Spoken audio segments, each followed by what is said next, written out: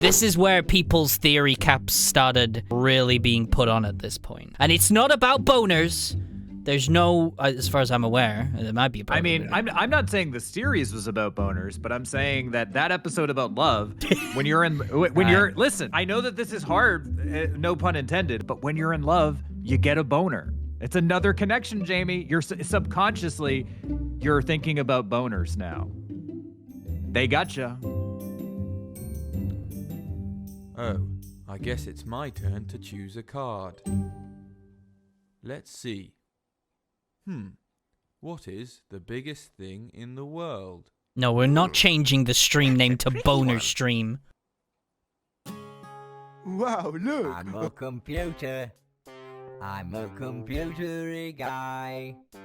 Everything made out of buttons and wires. I'd like to show you. Inside my digital life. Inside my mind there is a digital mind.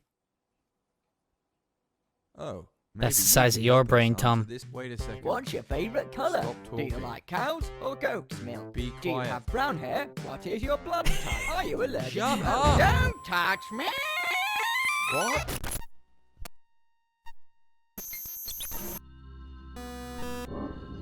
Yikes.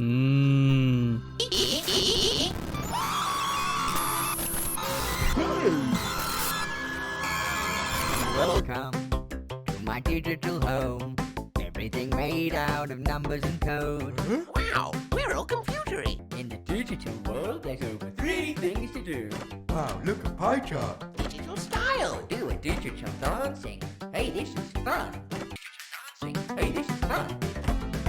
Digital style. Do a digital dancing. Hey, this is fun. Dancing. Hey, this is fun.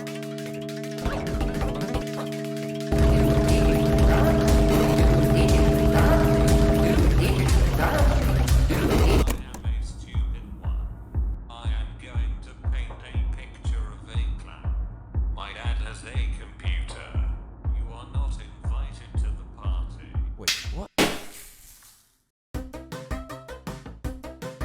Jeez. Yeah, there's a lot happened in that one towards the end. To say the least. What are your instant thoughts from that? I mean, it seems like they're breaking through. They're breaking they're breaking the walls down. My God. I think for an internet series, for a short, it's pretty impressive. It's definitely different than. So here's my thing with a lot of, and I know that this is not an ARG, but with a lot of ARG type series, and I know that a lot of this has to do with like limitations of budget or experience or whatever, but a lot of ARG type series, it's somebody with their cell phone just filming like shaky footage over questionable writing. So when you see something like this that is like a huge step beyond, like you can tell that these people are actual filmmakers. When you see something like this, you're like, oh, there are like examples of really amazing stuff within the same sphere, within the same genre. Yeah, it is possible. It's just obviously a lot of people. It's hard to actually, find the funds to actually do something like this as well. But true, it's possible. It's there. It can be done. And so some extra stuff here as well that obviously can be missed. You know, I kind of get it. You know, like the symbolism here, the imagery is like, it's pretty on the nose, which is like, I think that's fine. I think that's fine. It's basically like, oh, here, go on the internet and play video games or go on Facebook or whatever and like waste your time.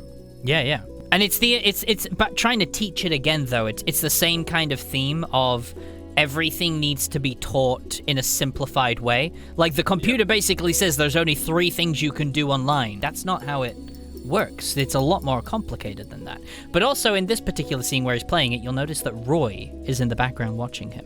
It's still June 19th. And it's still June 19th as well. Yes, it is still June 19th. Another thing as well, at the very beginning with this board game, this is question fun. There's a door here. And if you look at all of the pieces, the red guy is the closest to getting to the door, which he actually gets to at the very end. We go to the 6th one. His head explode. Yeah. I also get that. He saw what was beyond the veil, and his head exploded. And his head, mind blown. So there's only 2 episodes left of this series. So we're almost there. We're almost at the end of it. But you can see why this kind of ended up taking a while to put together, and why it probably took off so well, because it's entirely internet funded. It's really inspiring. Like it makes me want to. Like I've had an idea for like a thing that I've wanted to do for a while. Not anything near this level, but like it makes me want to be like, oh, like I want to do something that's kind of a little different than what I'm doing. Like this is like it's commendable to see some, like I don't know how much money they raised. Maybe did they raise a couple $100,000 or something? Something like that. Yeah, I believe so. To film an actual production is hundreds of thousands of dollars. It's incredibly expensive to do.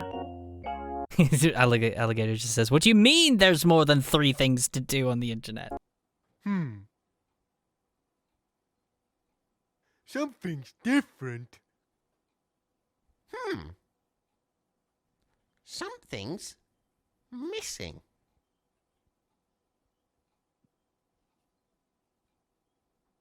Is it this guy? Fish and chips. Steak and beef. Are you hungry? You look to be a bit hungry. That's your body. Hungry comes from your body. Get off me. But your body, it must have to be healthy. I think it's probably, as well, before you go, interesting to note, the voice actor pretty much voices most of these characters. The only exception is like Becky, who voices the can. But most of these characters, I think, are all voiced by the same guy. Get healthy now.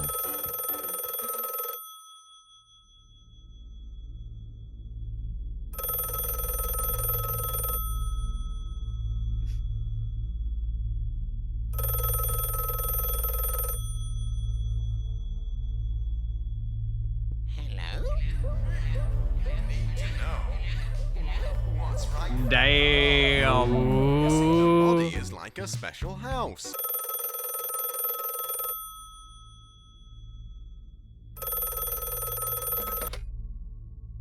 Hello? What's that? A tasty snack? You don't want to go and eat a snack like that. Greedy. To eat all that, you'll end up with your gums all grey. Great! But maybe we should wait before we put it on the plate. Or it could be too late. I don't want to do this anymore.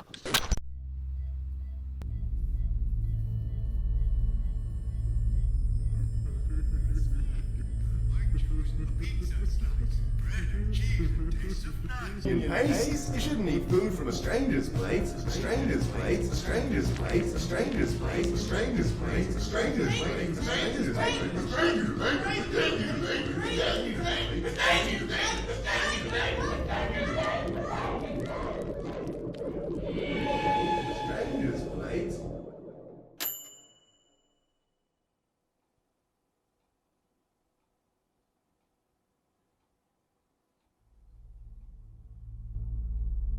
Got pretty dark. It did, yeah. Probably darkest episode so far.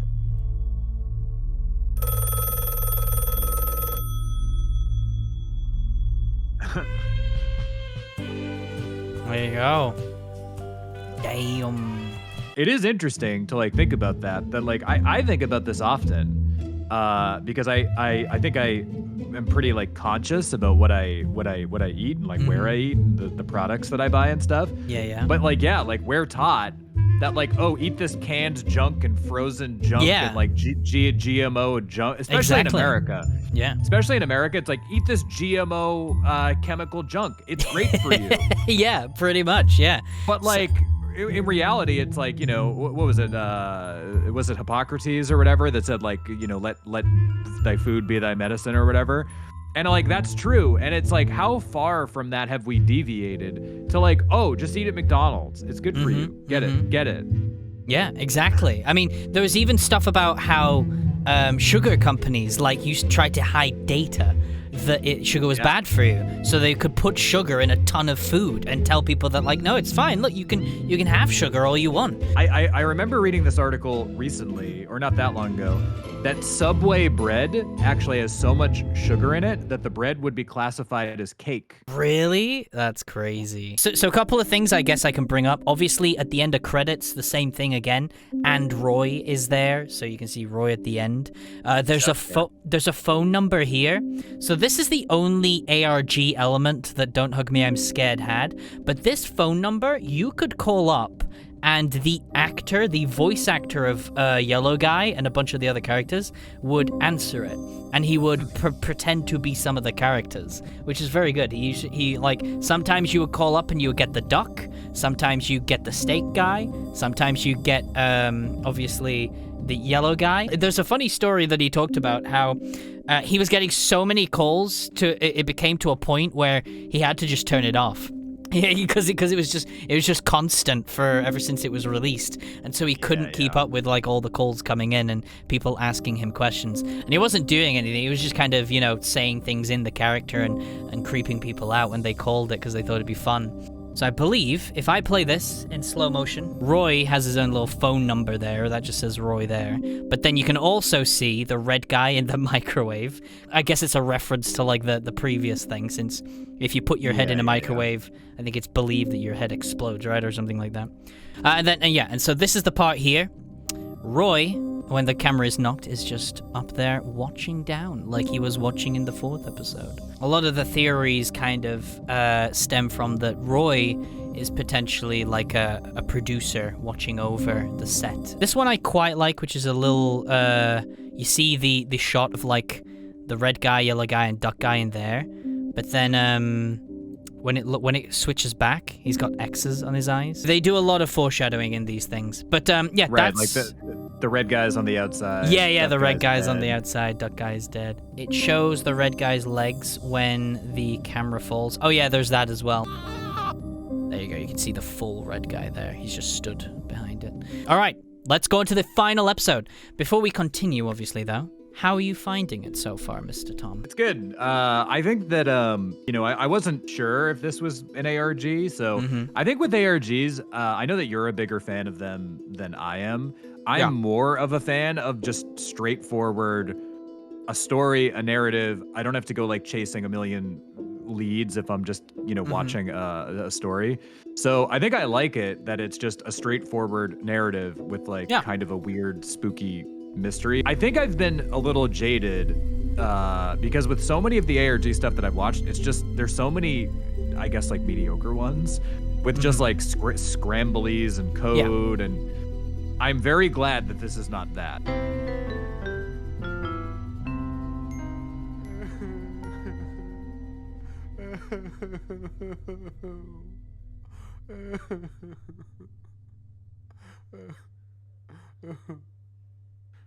Good night, guys.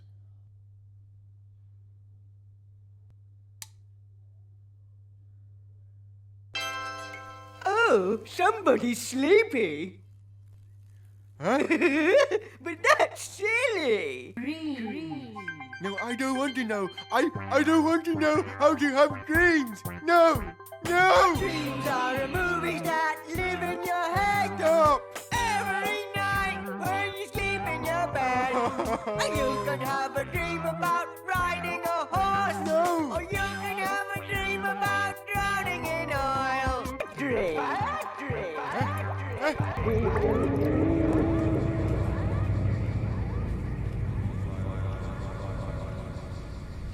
Can you file these files, please? Hey, but wouldn't it be funny if one of these files came alive? Yeah. I am a file, and you put documents in me, and a do. Incredible. It did it like a song. No. That sounds really boring.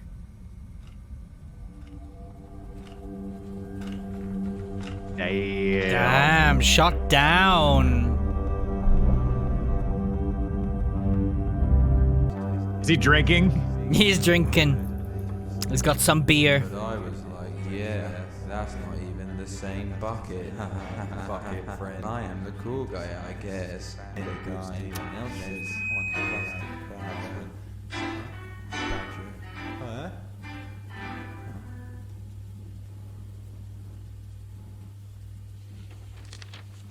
But that's rude.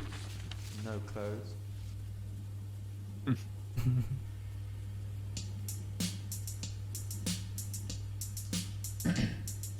What's your favourite idea? Mine is being creative. How do you get the idea? I just try to think creatively. Me, I don't see what you mean. Cause you're not. What? thinking He's not- creatively. Really? It's not terms of service. What do you mean terms of service? Just because he's Terms naked, of it's service. fine.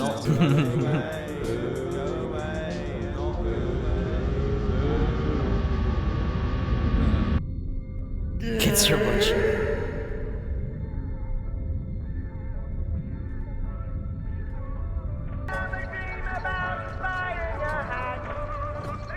Have a dream about losing your friends. You can have a dream about burning your friends. Time is a tool you can put on the wall or wear it on your wrist.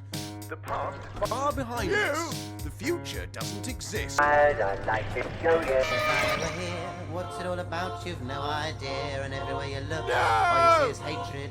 And Ice cream beef. Oh. Got a hack. Oh no. Perform a hack. Hack.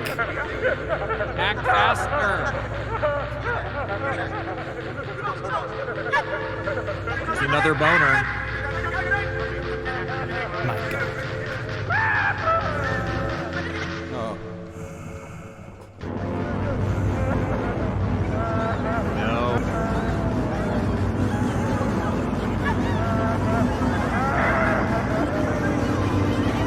I wonder what will happen.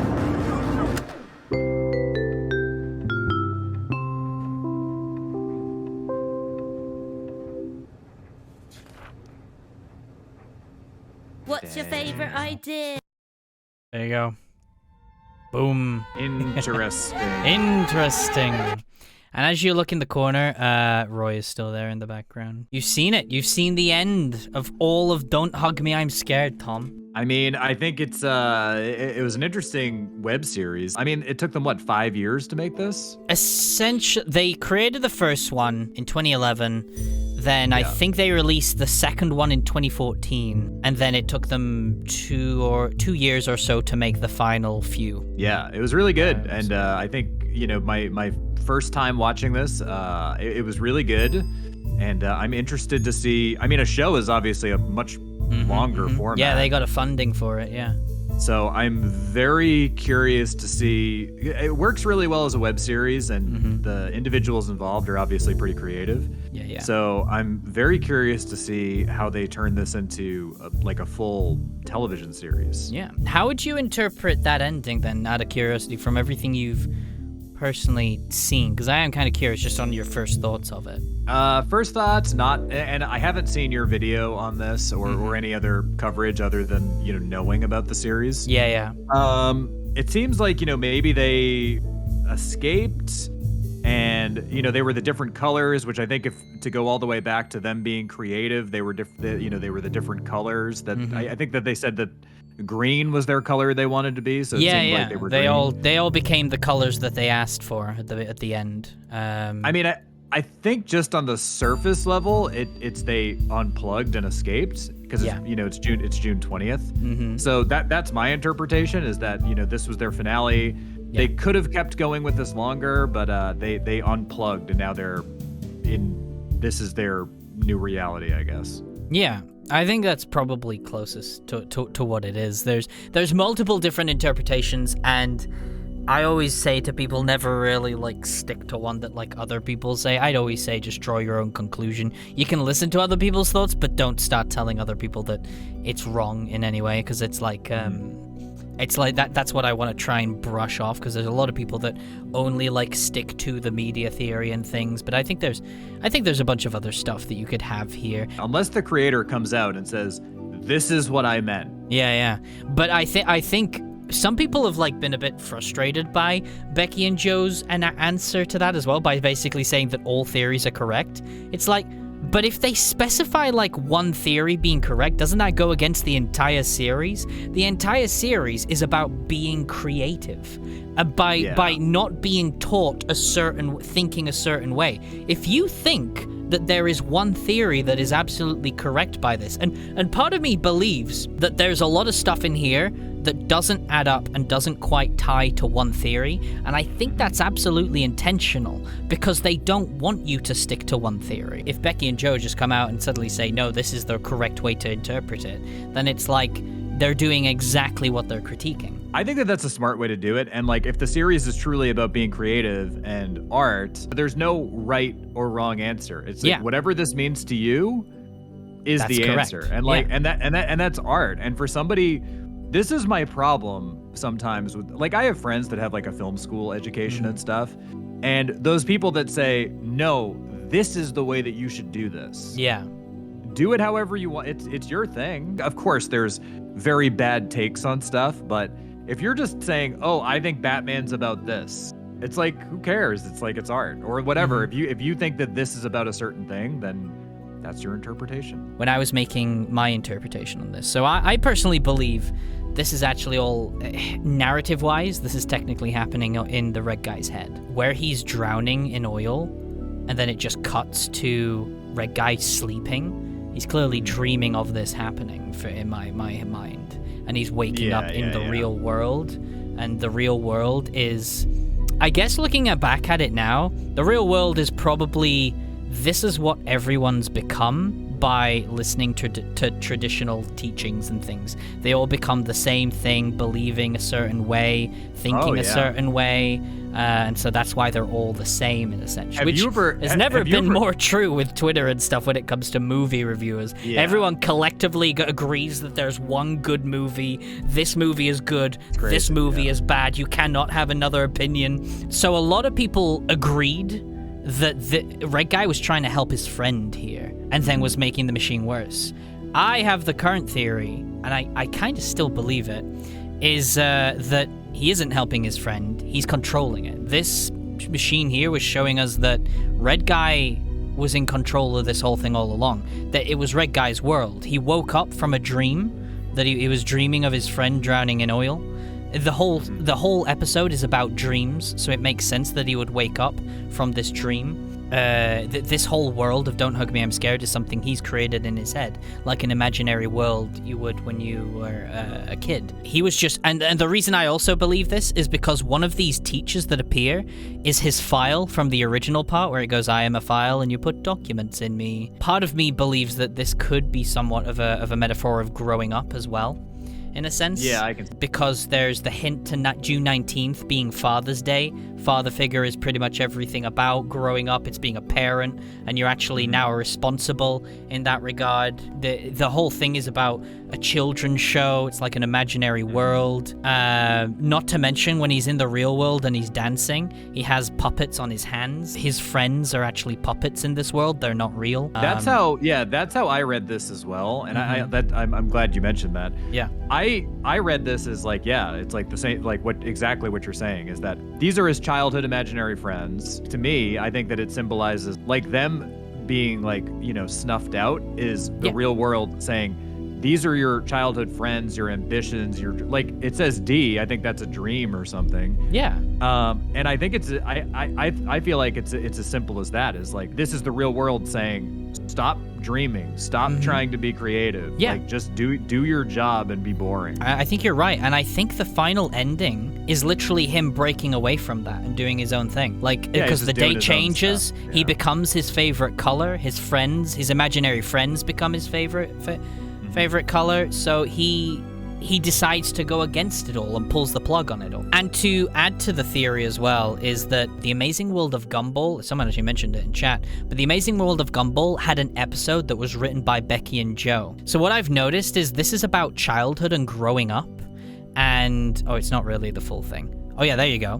Notice that he constantly walks around with two puppets on his hand, just like the red guy in this particular scene, where he has his friends on both of his hands keep popping up. And it's very similar. And this episode was written literally a month before the final episode came out. So the idea of growing up and having your childhood puppets and stuff around will have still been fresh in the minds of the creators when they wrote that episode. It's like the same thing. Yeah. people look for more than what is actually there. Yeah, I think read that's that, what this is. Like this is all these episodes are pretty on. Like maybe there's like little doodads and whatever like hidden in the background that could be. You could go down the rabbit hole and like try to do a 10-minute explanation of them or whatever. I don't think that's necessary. I think that I think they were pretty on the nose with each episode had a theme, and then the overall theme, I think was a certain way.